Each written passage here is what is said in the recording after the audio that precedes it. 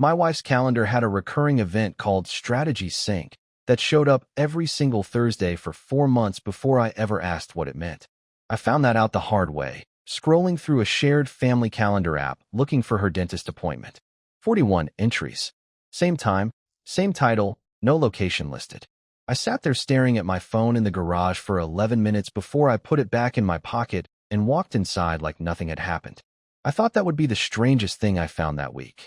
I was wrong. For days later, a woman named Carol Whitfield called our house phone, a line we kept only for Rachel's aging mother, and asked to speak to Mrs. Kane. When I told her she had the wrong number, she apologized and hung up fast, too fast, the kind of fast that stays with you longer than it should. But here's what neither of them knew yet. 2 weeks before that phone call, I'd already opened a manila folder in my own filing cabinet, unlabeled, 3 items inside, and closed it again without telling a soul. None of that prepared me for the night. 5 weeks later, Rachel stood in our kitchen with her promotion letter still in her hand and told me something that had nothing to do with her new title at all. My name is Fletcher Dawson. I'm 43 years old. Rachel and I met in a conference room. Of all places, she was 22, fresh out of college, sitting in on a vendor meeting I was running for a logistics company I'd been at for 2 years. She asked sharper questions than anyone else at that table, and I remember thinking, watching her take notes without once looking down at the paper, that she was going to run something someday. I liked that about her from the start. I liked it for 14 years. We got married when she was 24, in a small ceremony at her parents' place outside Broken Arrow, and Owen came 2 years after that, Maddie 3 years after him. Rachel put her career on a slower track for a while. Not stopped, just slower. The way careers get slower when there are 2 kids and 1 parent whose job requires more travel than the others. That parent was me. I traveled for the company 40, sometimes 50 nights a year in those early years, and Rachel ran the house, ran the kids' schedules, ran everything, really, while I was gone. I want to be honest about something before I go any further, because I think it matters to how the rest of this unfolds. I was the one who held things together on paper. I paid the bills, I fixed what broke, I made the calls when something needed calling. I believed, for a long time, that this was what love looked like. I didn't understand until much later that Rachel had built an entire second self around being the one who managed everything I wasn't there for, and that somewhere in all that managing, some part of her had started asking a question I never once thought to ask on her behalf. What happens to me in all of this? 2 years ago, Rachel went back to work full-time at a marketing firm downtown, starting in a mid-level role that felt, to both of us, like something she deserved after a decade of putting other people first. She was good at it. Genuinely good. The kind of good that gets noticed fast. Within 18 months, she'd been pulled into a mentorship track under one of the agency's senior partners, a man named Preston Kane, whose name I'd heard exactly the way you hear the name of someone's boss. Often, in passing, never with any weight attached to it. Preston thinks I could make VP by next year, she told me one night, practically glowing. And I remember feeling genuinely proud of her, no complicated feeling underneath it at all. I told her that was incredible. I meant it. The travel started small, a conference in Dallas, 2 nights. A leadership retreat in Kansas City, 3 nights. I didn't think much of any of it. I'd traveled for years myself.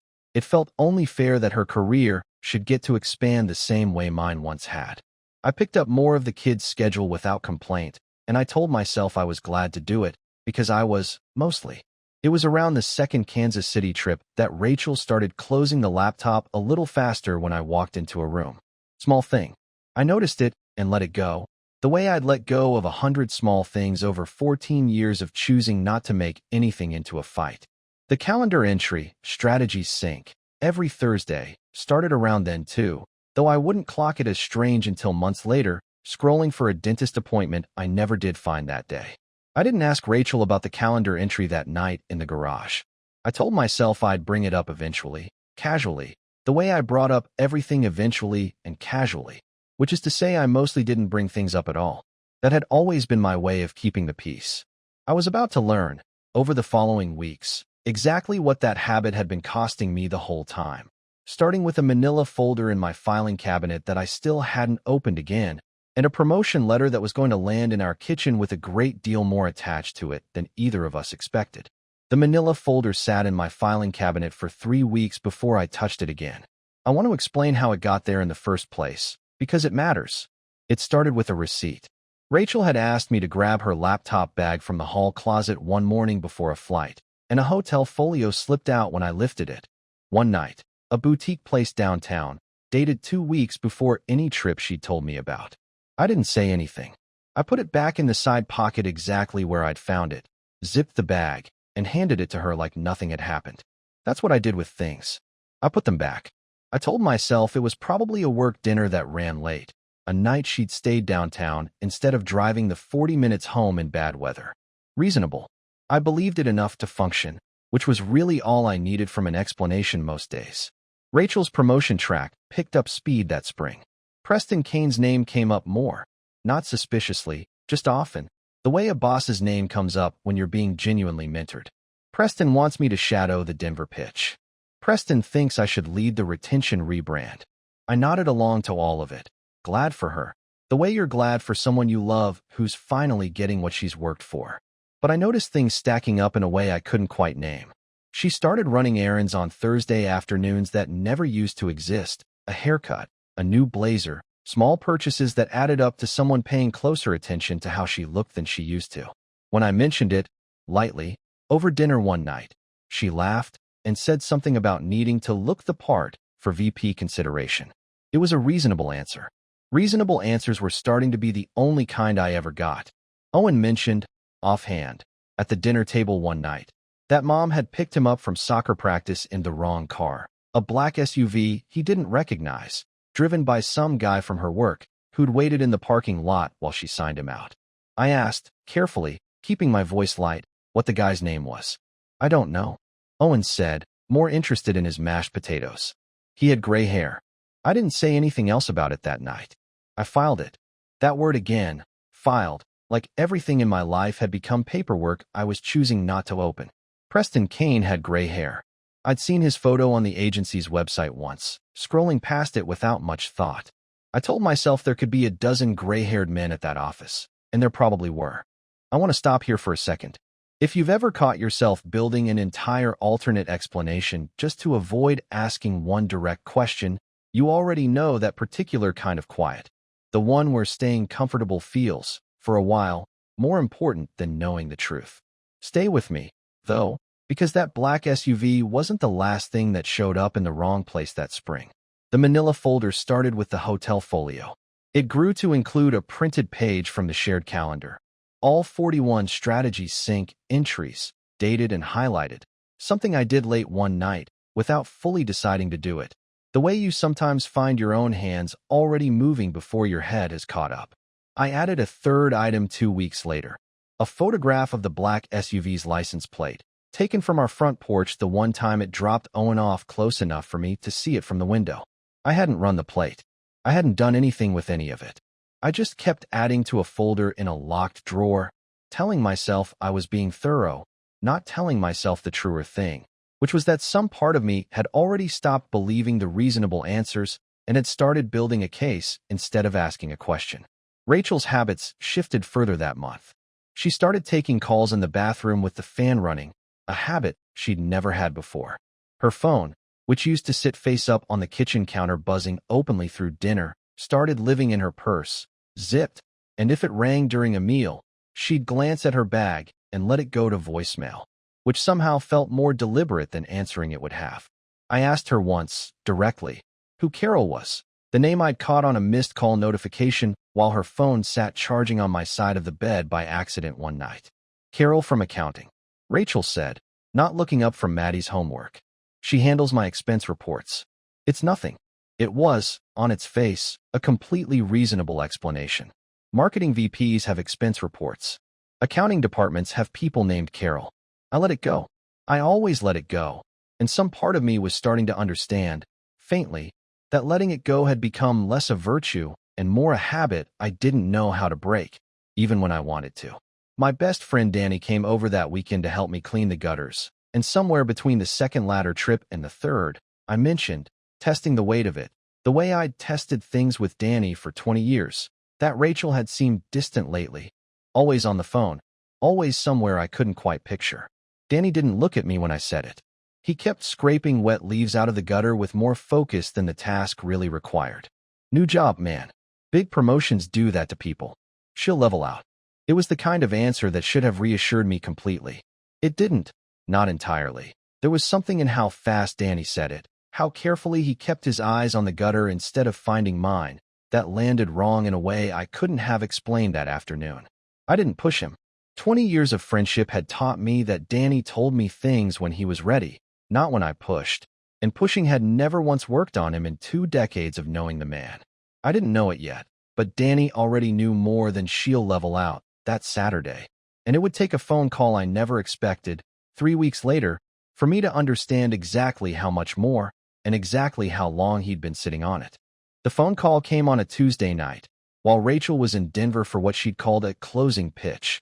3 nights this time, longer than any trip before it. Danny's name lit up my screen at 9:40 p.m., which was unusual on its own. We texted more than we called, most weeks. You should probably know something, he said, no preamble, his voice tight in a way I'd never heard from him. I wasn't going to say anything. I don't think I can not say it anymore. My chest did something I didn't have a word for yet. Say what? Preston Kane. A pause. I know him. We were in the same fraternity, different years, but we've stayed in touch. He mentioned Rachel to me at a golf thing back in March. Said some things about her that a guy doesn't say about somebody he's just mentoring. I sat down at the kitchen table, phone pressed hard to my ear. What kind of things? I told myself it was just guy talk. Locker room stuff, nothing real. Danny's voice cracked slightly. But then last week I saw them together at a restaurant downtown. Not a work dinner, Fletcher. Sitting close. His hand on the table next to hers. I should have called you that night. I didn't. I didn't say anything for a long moment. The refrigerator hummed. Somewhere upstairs, Maddie's nightlight clicked on its timer. How long have you known? I asked. Known? Since last week. A breath. Suspected? Since March. That was the moment my best friend of 20 years told me he'd sat on this for 6 months, and I understood, sitting there in my own kitchen, that Danny's silence hadn't been protecting me from anything. It had just been protecting him from the conversation we were finally having. I want to stop here for a second, because this is the part that stayed with me longer than almost anything else. If you've ever found out that someone who loved you chose comfort over honesty for months, you already know that particular kind of quiet betrayal. The one that doesn't come from the person you married, but from the person standing next to you the whole time, watching. Stay with me, though, because Danny's phone call wasn't even the piece of proof that mattered most that week. I opened the manila folder that night. I laid the 3 items out on the kitchen table, the hotel folio, the calendar printout, the photograph of the SUV's plate. And for the first time, I ran the plate through a site Danny had actually recommended to me once, years earlier, for something unrelated. Registered to a leasing company. Corporate account. Attached to Whitfield Creative Partners, Rachel's firm. That confirmed the SUV. It didn't confirm Preston. Not on its own. I called Rachel that night, once, around 10. She answered on the second ring, sounding tired, hotel room tired, the TV low in the background. Everything okay? She asked. Just wanted to hear your voice, I said, and I meant it, even with everything sitting on the table in front of me. How's the pitch going? Long, she said. Preston's stressed. We're all stressed. A pause, half a second too long. I miss you guys. I told her we missed her too. I didn't ask about the restaurant Danny had described. I told myself I needed more than one friend's account of one dinner before I said anything that couldn't be unsaid, which was true, as far as it went. But underneath that reasoning was the same thing it always was. I was scared of what asking directly would confirm, and some part of me still needed there to be a version of this where I was wrong. That was a mistake. I understand that now in a way I didn't understand it that night. Owen mentioned the SUV again the following week, this time volunteering that the gray-haired guy had bought him a milkshake after practice while they waited for Mom to finish a call in the parking lot. I asked, as evenly as I could manage, if the man had a name Owen remembered. Preston, Owen said, already distracted by his video game. He said it's like the school, Preston wrote. I sat with that for a long time after Owen went to bed. Preston Kane had bought my son a milkshake in a parking lot while Rachel finished a phone call, and neither of them had thought to mention it to me, not once, across however many Thursdays this had actually been going on. I want to be honest that I made a questionable decision that week. one I'm still not entirely at peace with. I called the front desk of the hotel in Denver, gave a fake reason, said I was trying to confirm a reservation for an anniversary surprise, and asked whether Rachel Dawson's room was a single or a double occupancy. The woman on the phone paused, typed for a moment, and told me the room was booked for one under Rachel's name. Just Rachel. That should have settled something. Instead, it unsettled me further, because it meant whatever was happening wasn't happening in a hotel room 3 nights a week. It was happening somewhere quieter than that, somewhere I hadn't thought to look yet, and I didn't like what that implied about how careful they'd become. Rachel came home from Denver that Friday with a bracelet I didn't recognize, thin gold, delicate, the kind of thing you'd buy for someone you were paying close attention to. When I asked about it, she said she'd bought it for herself, a small reward for landing the account. It's pretty, I said, and meant it, even as something in my chest went very still and very quiet, the way rooms go still right before something in them breaks. She thought that answer had landed clean. It hadn't. It just took me another 9 days to find the receipt that told me exactly who'd actually paid for it. I found the receipt inside a card, of all places, a small thank you note tucked into the zippered pocket of Rachel's laptop bag, where the hotel folio had been all those weeks earlier. I hadn't gone looking for it. I'd been searching for her passport, needed for a school field trip form, and my hand closed around the card before my brain caught up to what it was doing. Denver wouldn't have been the same without you. Wear it and think of me. P. No last name. It didn't need one. I photographed it. Put it back exactly where I'd found it. Closed the bag. I didn't confront her. I want to be honest about why, because it wasn't patience and it wasn't strategy exactly either. It was that some part of me still needed one more piece before I let myself feel the thing I was already feeling, because feeling it fully meant the end of something I'd spent 14 years building, badly or well, and some cold, careful part of my brain had already started building a different kind of file, the kind you don't put back in a drawer. Sleep stopped coming easily after that card. I'd lie next to Rachel, listening to her breathe, running the numbers over and over. The folio, the calendar, the SUV, Danny's restaurant, the room booked for one, the bracelet, the card, until the pattern stopped looking like coincidence and started looking like something with a shape I understood completely, even without a single confirmed fact from Rachel's own mouth. I lost weight that month without trying to. I noticed it the way you notice things that aren't really about you. A belt notch, my hands staying too still on the steering wheel at red lights, like moving them might let something out I wasn't ready to release yet. Danny called again the following week, this time with something concrete instead of a golf course confession.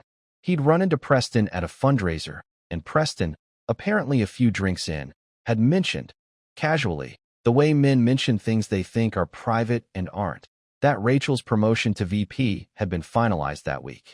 Marketing, full title, corner office on the 4th floor. He said something else too, Danny told me. Said he was glad it worked out, because it meant she could stop worrying about how things looked. I asked Danny what that meant. I think, Danny said slowly, it means her promotion wasn't just about her work. She told me, much later, what that whole stretch actually looked like from her side of it, and I think it belongs here, even though I knew none of it while I was sitting in that filing cabinet drawer with a card in my hand. I remember standing in a hotel bathroom in Denver, running the water so I couldn't hear my own thoughts, telling myself the promotion was earned, that I'd worked for it. That Preston paying attention to me didn't change what I'd actually built at that firm. I believed that sentence most of the way through most days. It got harder to believe by Thursday nights. I kept thinking about Owen's milkshake, how easily I'd let it happen, how I'd told myself a man buying my son ice cream in a parking lot was harmless because the alternative, admitting what it actually meant that Preston wanted to be near my family, near my whole life, was more than I could carry and still show up to work Monday morning. That's what she told me, weeks later, once she finally had words for it. I knew none of it that week. I only knew a card signed with one letter, and a promotion that had just landed on our kitchen counter with far more attached to it than a raise. The promotion letter arrived that Friday, hand-delivered in a cream envelope, Rachel practically glowing when she opened it at the kitchen table. Vice President of Marketing. A 22% raise. Her own floor. I hugged her. I told her I was proud of her. I meant both things, somehow. At the exact same time, I was carrying a photograph card in my phone and a folder of evidence in a locked drawer 8 feet away from where we were standing. I want to be honest that this is the moment in the story where a listener might reasonably start questioning me, because I let that celebration happen. I let her pour 2 glasses of wine. I let Owen and Maddie run in from the backyard to hug her legs and ask what VP meant. I stood in my own kitchen and celebrated a promotion I already understood, with real certainty, hadn't been built entirely on merit. And I didn't say a single word about any of it that night. I told myself I was protecting the kids' evening. I told myself there'd be a better time. Both of those things were true. Underneath them, though, was something less flattering. I still wasn't ready to be the man who ended this, even holding everything I was holding. And some part of me kept hoping, right up until the moment it stopped being possible to hope, that there was still a version of this where I didn't have to. I didn't know it yet, but I wasn't going to be the one who chose when this conversation happened. 5 days later, standing in that same kitchen, promotion letter still sitting on the counter where she'd left it, Rachel was going to bring up something that had nothing to do with her new title at all, and nothing in that locked drawer had prepared me for what she was about to say first. The promotion letter was still on the counter 5 days later, curling slightly at one corner where Maddie had used it as a coaster without meaning to. Rachel picked it up, straightened it, set it back down like she needed something to do with her hands. "I need to tell you something," she said, "and I need you to let me get through it before you say anything." I already had the folder sitting in my lap under the kitchen table.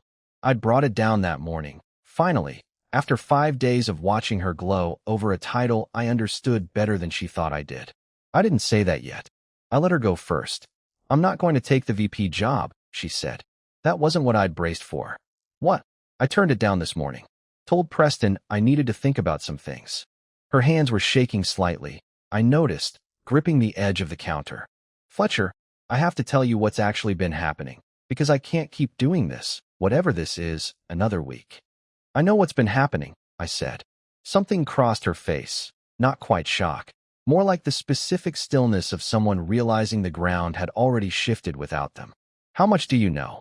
"Enough." I set the folder on the table between us. Didn't open it yet. The hotel folio from February. 41 calendar entries labeled Strategy Sync. A black SUV registered to your firm that's been picking up our son. A card signed P that came with a bracelet you told me you bought yourself. I kept my voice level, the way I'd been keeping it level for weeks now. "I know Danny saw you two at a restaurant in March. I know Preston told him, drunk at a fundraiser, that your promotion meant you could stop worrying about how things looked." Rachel sat down hard in the kitchen chair across from me. "It's not," she started, then stopped. "It's not as simple as what you're picturing." "Then tell me what it actually is." She was quiet for a long moment, hands flat on the table, and when she spoke again her voice had gone smaller, rougher, less composed than I'd ever heard it. "It started at a conference in March. Not Denver. Before that, the leadership retreat." She stopped, restarted. "He told me I had instincts nobody at that firm had bothered to notice in 10 years. I know how that sounds. I know it's the oldest excuse there is. But I'd spent so many years being the one who managed everything at home while you traveled, and somewhere in all that managing I think I forgot there was a version of me that wanted something for herself, not just for us." "That's not an answer to what I asked." "I'm getting there." Her voice cracked slightly. "The first time anything happened was after the retreat. I told myself it was one conversation that went too long, that meant nothing, that I could just file it away and go home and be fine. I kept telling myself that every single time after, that this was the last one, right up until it very clearly wasn't." I didn't say anything. I let the silence do the work I didn't have the words for yet. "I was terrified the whole time," she said. "Every drive home from Denver, I rehearsed what I'd say if you asked. I couldn't look at the kids' school photos on the fridge some mornings. There's one of all 4 of us at the lake last summer, and I used to physically turn it around before I could make anyone's lunch." Her hands twisted together. "The promotion. Fletcher, that's the part you don't know yet. Preston didn't just mentor me because I was good. He pushed the VP nomination through the partner vote himself, called in favors I didn't ask him to call in. I found out 3 days ago that 2 other candidates were more qualified on paper. I got that job because of what's been happening between us, not despite it. That's why I turned it down this morning. I couldn't keep something I didn't actually earn." That landed harder than almost anything else she'd said. I'd assumed, hoped, really, that whatever this was had stayed separate from her career, that at least the promotion was hers, clean, untouched by the rest of it. How long? I asked. The real number. Not March. All of it. Since January, she said quietly. 8 months. I sat with that. 8 months. 2 months longer than even Danny's earliest suspicion. I tried to stop it in June, she said. I told him it needed to end before the promotion went through, that I didn't want it attached to this. It didn't end. I don't know if that was him or me anymore. I stopped being able to tell the difference between what I wanted and what I was scared to lose. I stood up. Not dramatically. I just needed to not be sitting across from her anymore while she said the rest of it. Owen met him, I said. In a parking lot. Ate ice cream with him and didn't think anything of it. Because why would he? He's 11. I know. Her voice broke fully on that. I know, and I hate that more than almost anything else in this. I need to know one more thing, I said, and I was surprised by how steady my own voice still sounded. Was any part of this real? Or was I just the guy who kept the house running so you could figure out what you actually wanted? Rachel looked up at me, and for the first time all night, she didn't have an answer ready. I don't know, she said. I wanted it to be real. I don't know if that's the same thing. I picked up my keys off the counter, next to the promotion letter she'd turned down that morning. I'm going to stay at Danny's tonight, I said. Fletcher, I need you to let me leave the room before you say anything else. She let me. I stayed at Danny's for 11 nights. He didn't ask me to explain any of it twice, and he didn't bring up March again either. I think some part of him understood that guilt was doing enough work on its own without him adding to it. I filed for divorce 3 weeks after that night in the kitchen. Rachel didn't contest much of it. She'd turned down the VP job for good by then, taken a smaller role at a different firm across town, one with no Preston Kane anywhere near the org chart. I heard, secondhand, that Whitfield Creative Partners quietly let Preston go 2 months later. Not officially for the affair, but the timing left little room for another read, especially once his own wife filed for divorce that same season, once the story had made its way through enough of the same circles Danny traveled in. I got the house. Owen and Maddie split their weeks between us, and on the nights they're with me, I've noticed I don't check the clock as much as I used to, waiting for something to add up wrong. There was an evening a few months later when Maddie asked, completely out of nowhere, coloring at the kitchen table, whether Mommy and I were going to be friends again someday. I told her I didn't know, but that we both loved her and Owen exactly the same as always, no matter what. She nodded, satisfied, and went back to her coloring, and something about the plainness of that answer landing on her, without complications, settled something in me that had been unsettled since a folder full of receipts sat in a locked drawer 8 feet from my own celebrating family. I still think about that milkshake sometimes. Not the SUV, not the card, just a gray-haired man buying my son ice cream in a parking lot while his mother finished a phone call. It's such a small image to carry this much weight. But it does. I braced myself for a much longer stretch of anger than the one that actually came. It arrived hard for a while. And then, sooner than I expected, it started loosening its grip on its own, the way a fist does when you finally stop needing to hold on to whatever it was gripping. I set the folder down in the recycling bin on a Tuesday morning, months after everything had settled, no ceremony to it, no announcement. It just went in with the junk mail and the flattened cereal boxes, and I closed the lid and walked back inside to make Owen's lunch.